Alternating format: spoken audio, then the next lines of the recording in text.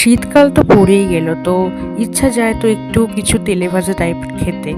তো আজকে আমি বানিয়েছি বাড়িতে বেগুনি।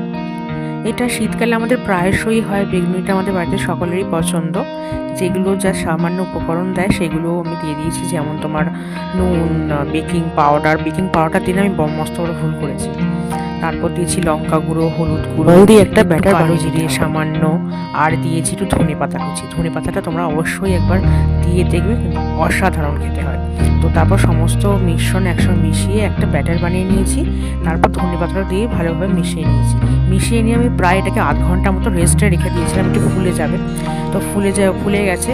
তো এরপর আমি এখানে দিয়ে দিয়েছি 1 কাপ তেল।